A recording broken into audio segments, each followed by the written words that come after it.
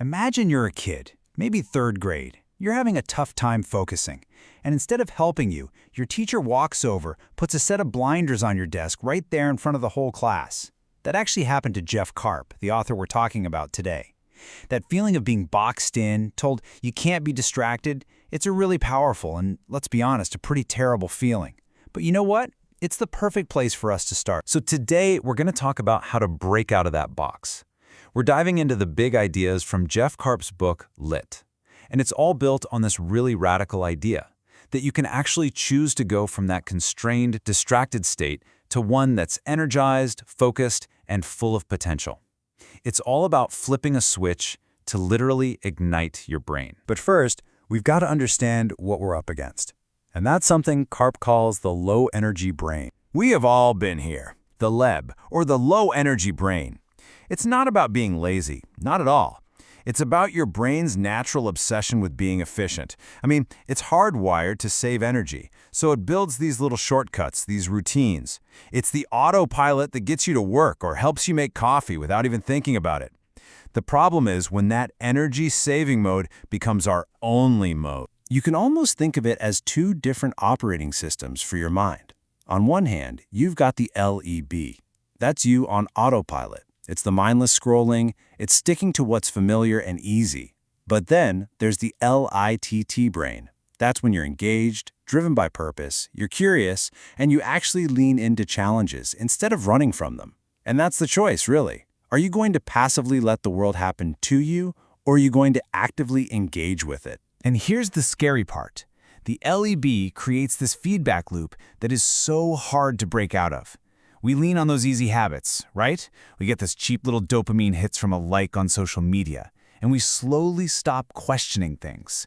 Karp calls this mental gravity. It's this force that just holds us down, and it makes us weaker when it comes to thinking creatively and solving the problems that really, truly matter. But we are not stuck, I promise.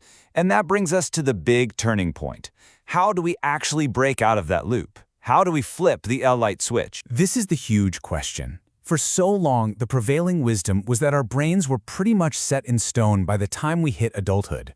But what if that's just wrong? What if you, right now, listening to this, have the power to fundamentally rewire the hardware inside your own head? Well, the answer lies in this incredible concept called neuroplasticity. And what it means is that your brain isn't some fixed museum piece behind glass. No, it's a dynamic, living workshop. Every single day, your thoughts, your actions, they are physically rewiring it. They're snipping old connections and forging new, stronger ones.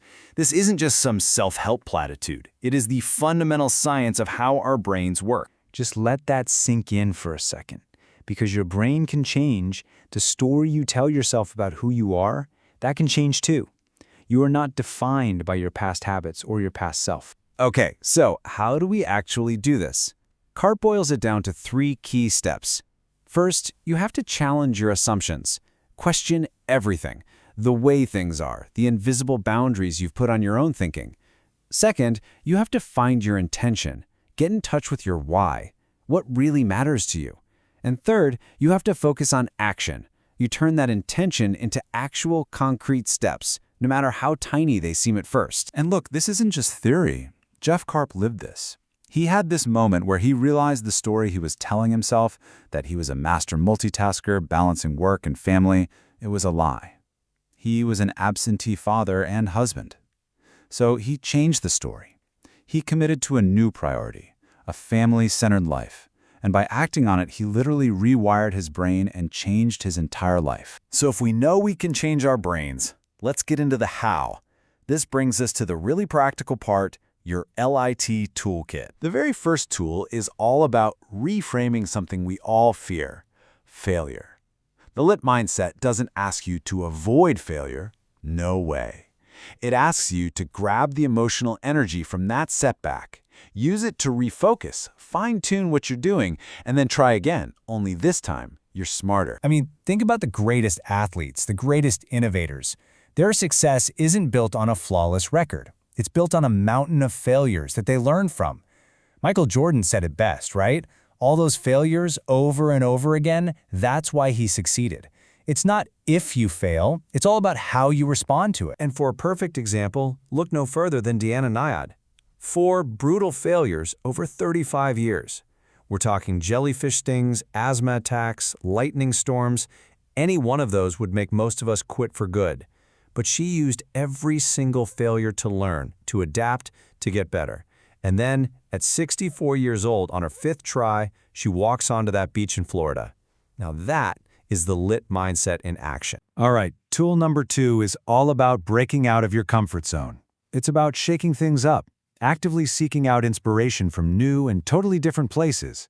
Because real innovation, it almost never comes from doing the same thing you did yesterday. Okay, you have to see this because it's just amazing.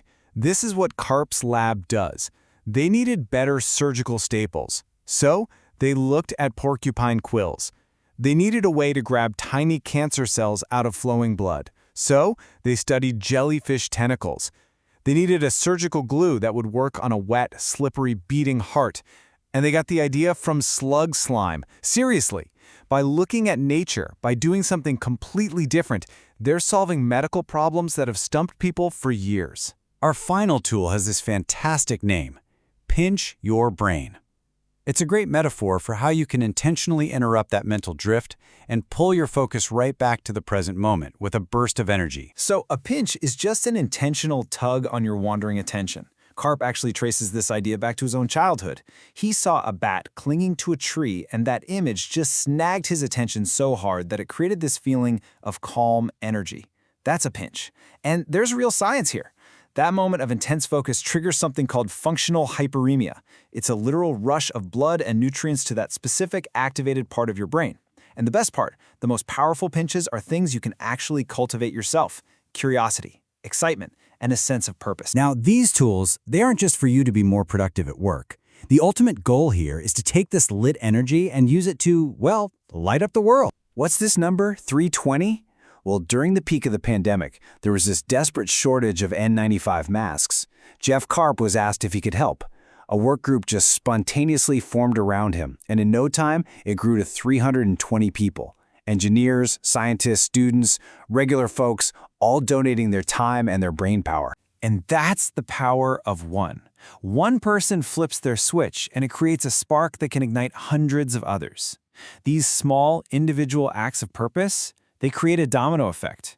They build momentum that can lead to massive, collective change. You just never know whose energy you're going to spark with your own. Let's face it, the challenges we're up against today require our best, our most creative, our most energized thinking. It all has to start with us, with you, making that conscious choice to shift from the low-energy brain to the lit brain. So the real question isn't just can you change, it's will you? The world really needs you. Are you ready to get lit?